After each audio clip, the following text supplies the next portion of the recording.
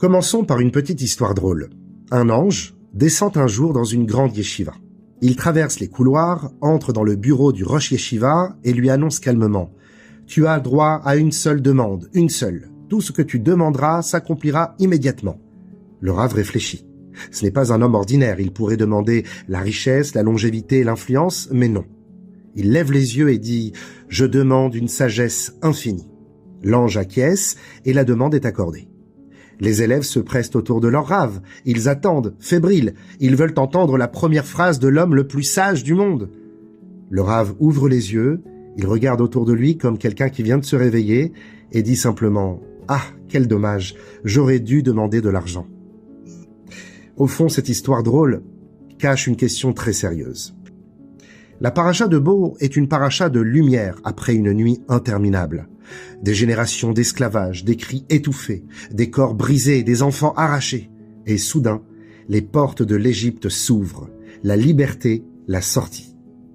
Mais juste avant de partir, Hachem demande à Moshe quelque chose de très étrange.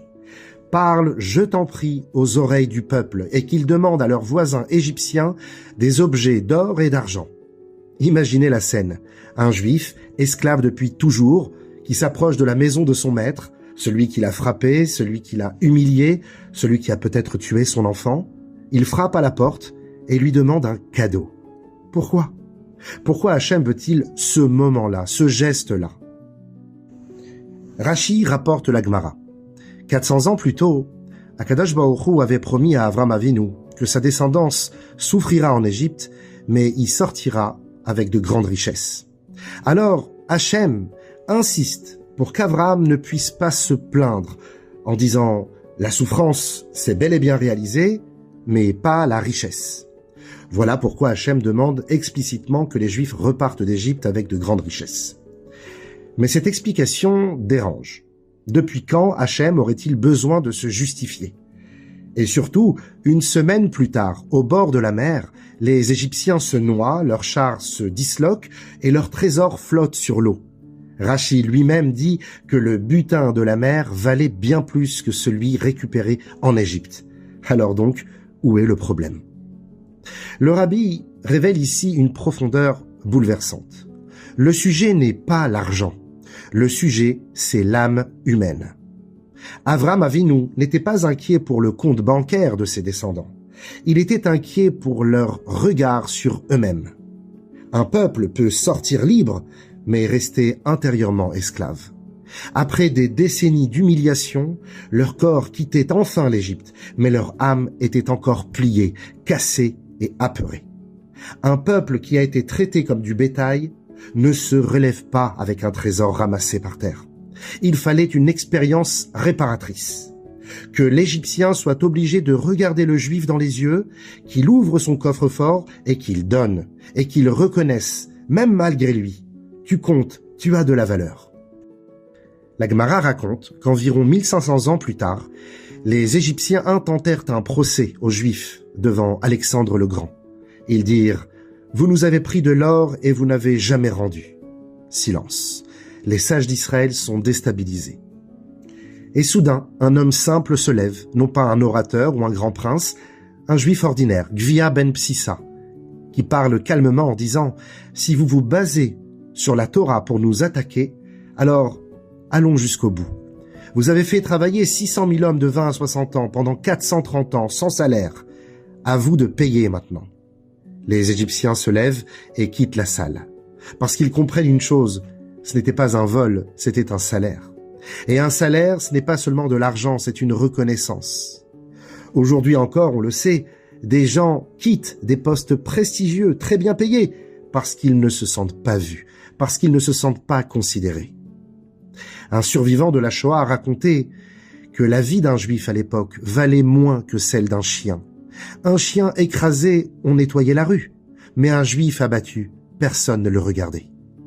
Un autre survivant disait « Je ne pouvais épouser qu'une survivante, car elle seule pouvait comprendre mes cris nocturnes. » Voilà pourquoi Hachem dit « S'il te plaît, demande-leur de prendre les richesses, non pas pour l'or, mais pour leur dignité. » À la veille de Yujvat, de la prise des fonctions du rabbi de Lubavitch, on peut dire que c'est exactement ce que le rabbi incarnait. Un jour, une femme, une journaliste, observait le rabbi distribuer des dollars pendant des heures, le bras tendu, encore et encore, à presque 90 ans. Et elle se dit, mais comment tient-il? Alors elle osa demander. Le rabbi répondit doucement, quand on compte des diamants, on ne se fatigue pas. Car le rabbi ne donnait pas de l'argent, il donnait une existence. Le rabbi explique aussi une Mishnah étonnante dans le Pirkei Avot. Celui qui dit « Ce qui est à moi est à toi, et ce qui est à toi est un chassid ». Le rabbi précise « Ce n'est pas donner tout matériellement, mais plutôt de donner le sentiment que tout est donné ». La Gemara dit « Celui qui réconforte par des paroles reçoit plus de bénédictions que celui qui donne de l'argent, parce qu'il redonne de l'espoir. » Un soir, vers 1h du matin, j'ai vu des adolescents assis dehors, fatigués, perdus. Je parle à l'un d'eux en lui disant « Mais pourquoi tu ne rentres pas chez toi ?» Il hausse les épaules. « À quoi bon ?» Je lui dis « Ton père t'attend. » Il me regarde et me dit « Mon père ne m'aime même pas. » Je lui parle des vêtements, des cadeaux, de la bar mitzvah que son père a financé. Il me répond une phrase que je n'oublierai jamais. Tout ça, il ne l'a fait que pour lui, que pour son honneur, en tant que carte de visite de mon père. Quand a-t-il fait vraiment quelque chose pour moi? L'amour, ce n'est pas ce que l'on donne. L'amour, c'est ce que l'autre ressent. Je terminerai par une histoire bouleversante. Un des Admourim de Vijnitz entre un jour dans une bijouterie à Jérusalem. Il veut acheter une montre pour son épouse. Le vendeur lui propose quelques modèles, mais il n'est pas convaincu. Alors il fait appel à l'épouse du vendeur qui se trouvait à l'arrière-boutique. « Madame, s'il vous plaît, en tant que femme, pouvez-vous me conseiller ?» Elle lui propose quelques modèles et là, il trouve son bonheur. Il la remercie chaleureusement et s'en va avec son gabaï. Son gabaï est choqué. « Rabbi, de un, nous n'avons pas cet argent. Et de deux, je ne sais pas si votre femme a vraiment besoin d'une montre. » Le rabbi lui explique, « Tu sais, hier soir, en quittant la synagogue, je suis passé devant la bijouterie. Et j'ai entendu le bijoutier humilier sa femme. Tu ne sers à rien, tu es bonne à rien, pourquoi tu viens ici? Alors, aujourd'hui, je souhaitais lui rendre son honneur. » Donner de l'argent, c'est bien, mais apprenez plutôt à donner une valeur, à donner une dignité, à donner à une âme afin qu'elle se relève.